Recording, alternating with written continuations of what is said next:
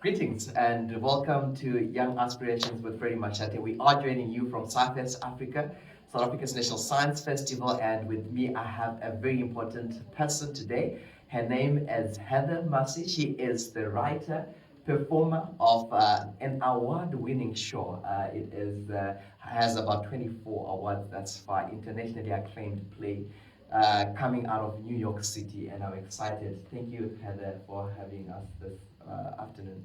Oh, I was thrilled to be here. Of course, I'm speaking in my own voice, even though I'm dressed as Lady LaMaMa. Yeah. No, that's absolutely great. I think a good place to start is if you could just introduce yourself to the audience and tell us a little bit about yourself. Oh, my goodness. Big question. So, my name is Heather Massie.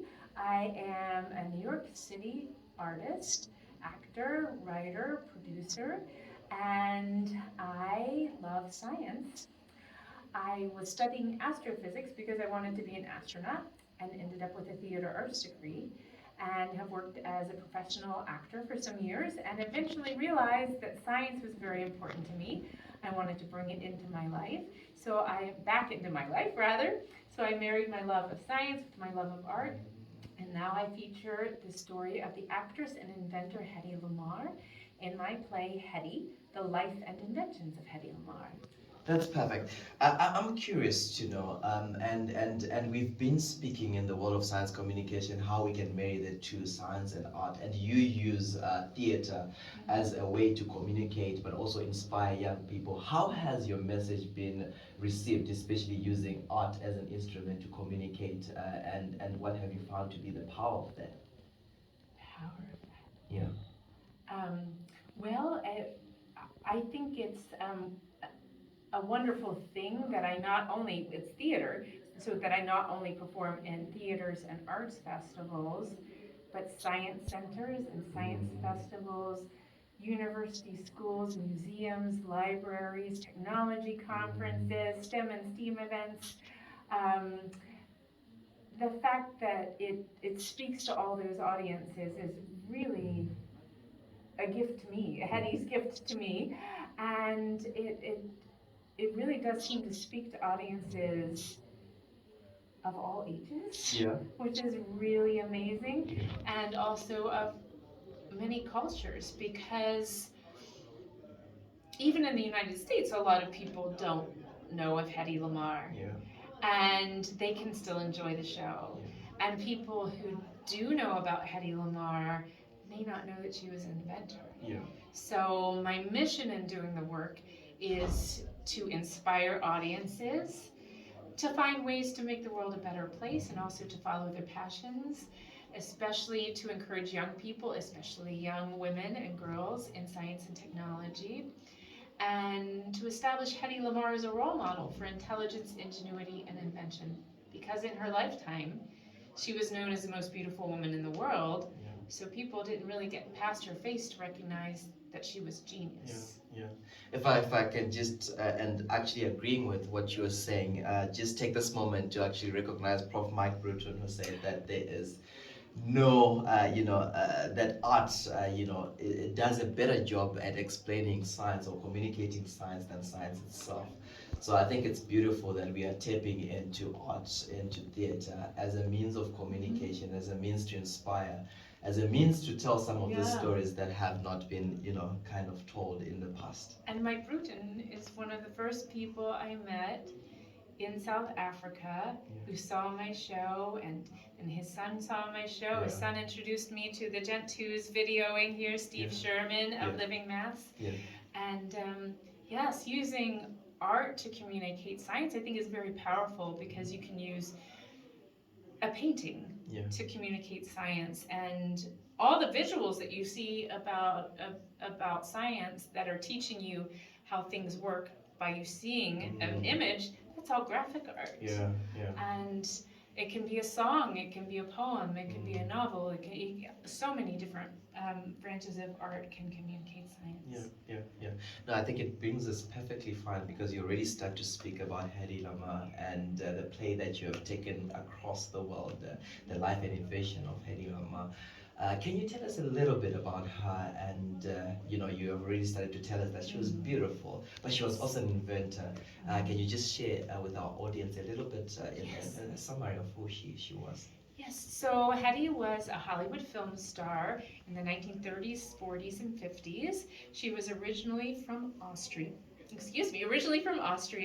and she came to Hollywood to be a star, but also liked to use her spare time in inventing things. She had a lot of ideas. She would come up with the idea, but didn't have to figure out how to implement the idea. And she really learned, and know you're interested in this, we can talk more about it. It was really her father who taught her how systems work. So that when she was married, her first husband in Austria was a munitions dealer. He sold weaponry to the world leaders before and during World War II. And so she had learned about munitions. And when she was in the United States then, at the beginning of World War II, she wanted to support the Allied forces against Adolf Hitler, and she decided to create an invention for underwater missiles, torpedoes. It's a guidance system using radio frequencies. And at the time, only one frequency is used, and that's not very secure. So what she did is she created something called frequency hopping, where you change the frequency very rapidly. So the torpedo and whichever vessel is guiding it change frequencies so fast in the exact same pattern, and that's secret, sort of like encryption now. And her idea is used in cell phones, Wi-Fi, GPS, Bluetooth. It's really how the world communicates now. Yeah, funny how ideas that were back then and we never saw what they could become, and now we're using them almost everywhere. Yes. And I think in the show itself you said it was an idea before its time. Do you want to speak a little bit about that? It really was an idea before its time. She and her co-inventor George Antile, he was a music composer, and it was the idea of a paper roll and a player piano that helped implement their ideas. It was somewhat ignored at the time by the Navy because maybe she was a woman, she was an actor, she was working with a composer. What do they know? What do they know? But also, their understanding of how to implement it really needed some time to be refined. Yeah. So by the time it was top secret, and it was declassified in 1985. So in my view, once it was declassified and got out there into the world and people could use it and they didn't have to pay to use it, then I feel like it really launched the wireless technology revolution. Yeah. No, amazing. Let's get into it, where we speak about the father a little bit more. I think just quoting from the play itself, you say, "No man I will ever meet be my father's equal." Those are very powerful words from a lady that looks up to the father, and maybe probes a question: what is the role of a father, and especially to daughters in the 21st century, in creating, developing, inspiring a young lady of substance, brave, inventors, etc.? Yes, well, he definitely encouraged her. He noticed that she had an inquisitive mind and she wanted to know how things worked. So they would go on walks in the Vienna woods, around Vienna, around Europe, and there would be a streetcar, and he would tell her how it works, or a printing press, or in the show, a steam engine. Yeah. And she liked to take things apart and put them back together.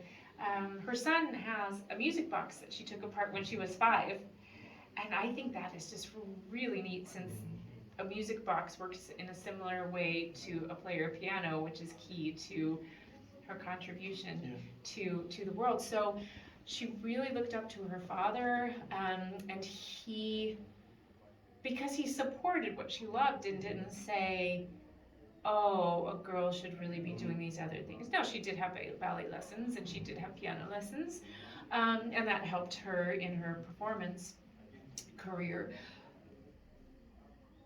But being someone who supports the passions and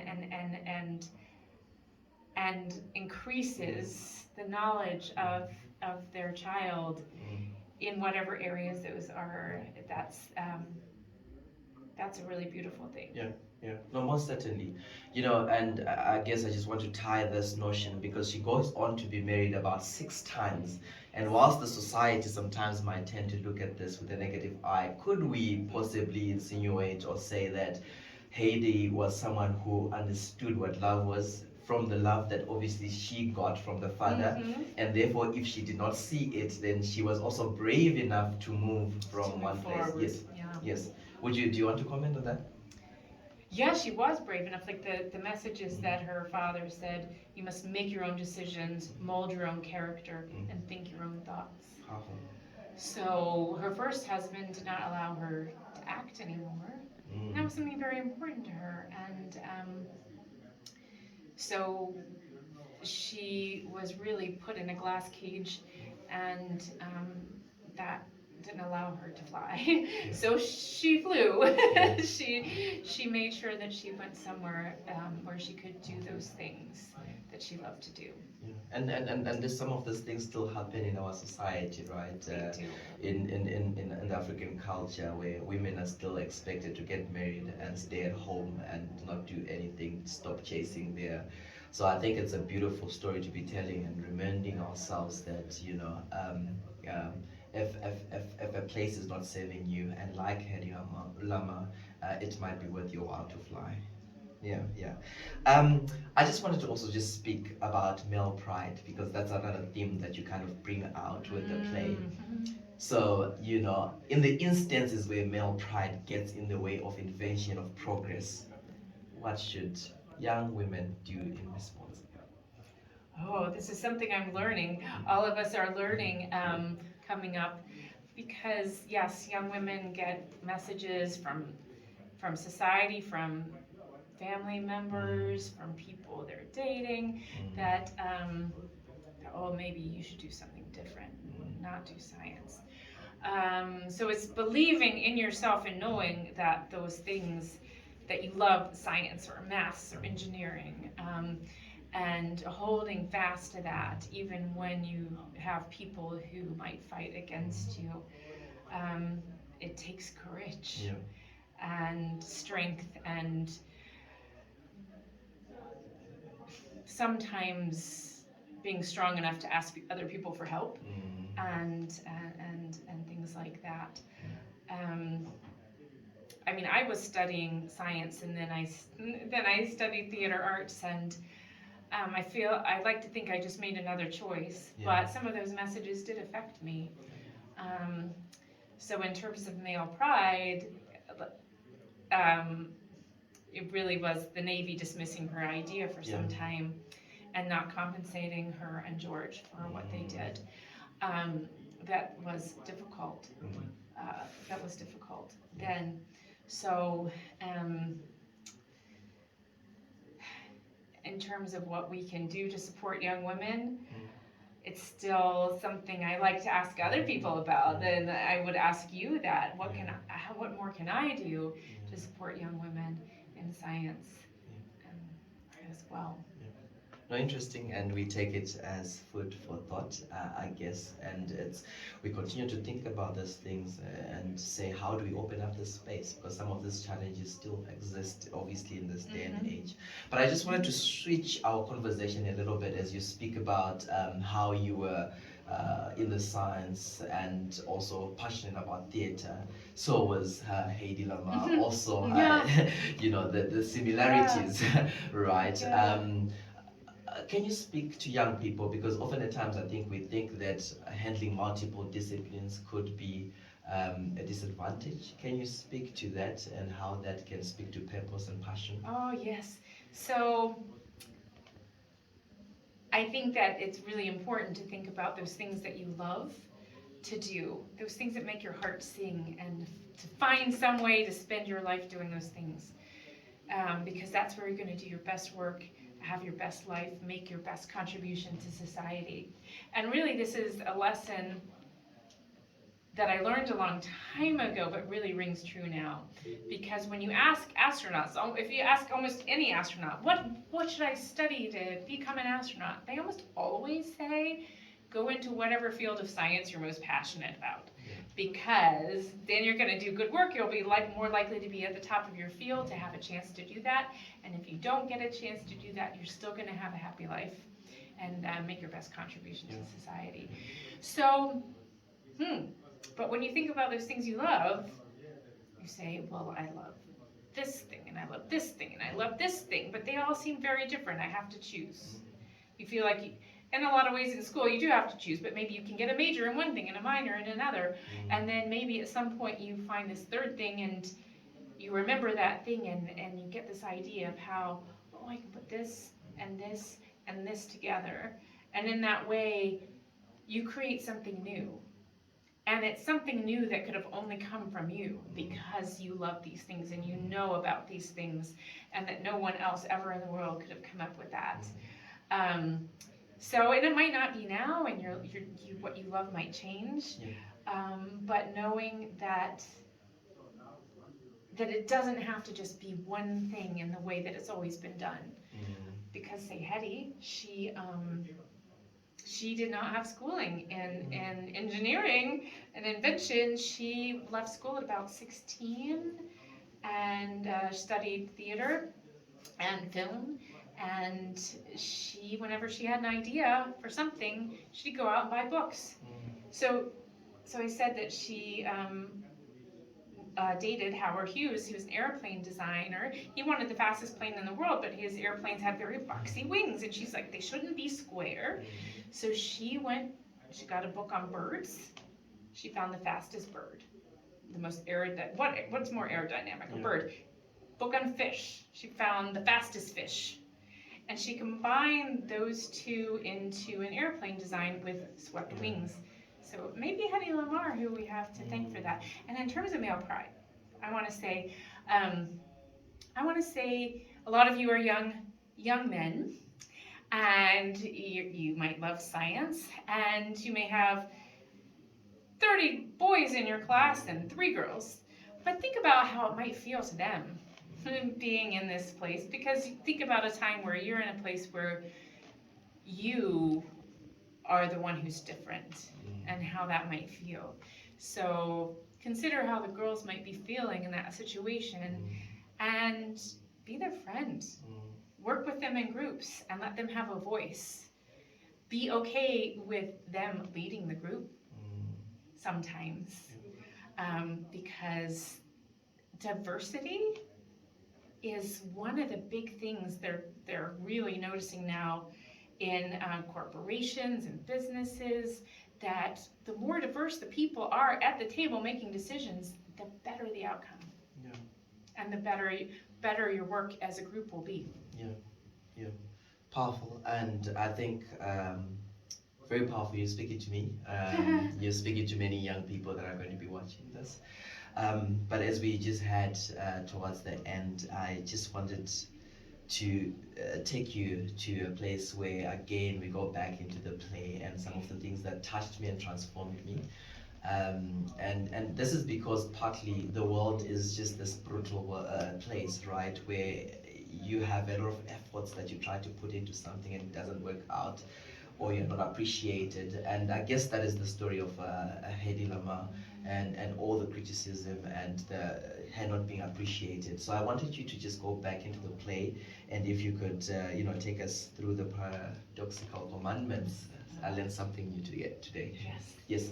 This was something that was very important to Hetty, and Mother Teresa is known for these sayings. She adapted them from a previous writer who originally wrote these ideas. And this was something she shared with her son Anthony in her latter years. People can be unreasonable, but they can be illogical and self-centered. Love them anyway. If you do good, people will accuse you of selfish, ulterior motives. And do good anyway. The biggest people with the biggest ideas, they can be shut down by the smallest people with the smallest minds. Think big anyway. What you spend years building may just be destroyed overnight, but you build anyway. You give the world the best that you've got. You may just feel kicked into the teeth. Give the world the best that you've got anyway. Powerful, powerful. And I want to thank you very much, not only for the time that you've given us here. Time is precious. Those that are in, the world of business say time is money. Those in other places say time is the essence of life itself. But that just tells us that it is precious. So for your time, thank you. But for the knowledge and the inspiration, and for taking up Hedy Lamar's story and traveling around the world inspiring young people, that is so beautiful. Thank you for taking it up as a passion and as a mandate that you have tried to follow so passionately. But I also want to take the time to also thank the team behind the camera, Steve Sherman, who is doing the wonders behind the camera, Steve Sherman of Living Meth.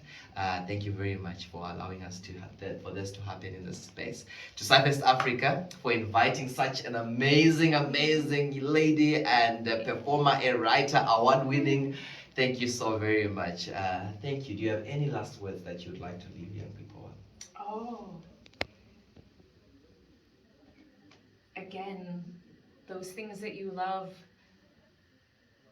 honoring what I love has taken me around the world to about 12 countries so far, all the places I've dreamed of going, and that your dreams can take you to wonderful places as well, as many of you will go to outer space in your lifetimes. And so I think that's a really wonderful thing. And believe in yourself and support each other and those around you and their ideas, and working together you can create lovely things. Powerful. I think we'll end it at that. Thank you for watching, and continue please following us on social media. And maybe before we actually let them go, where can people find you? Oh yes, you can find my website to know where I'm going to be in the world, heathermassie.com. So that's Heather, Heather, the regular way, and Massie, Massie.com, heathermassie.com. Thank you, and it is good afternoon from us.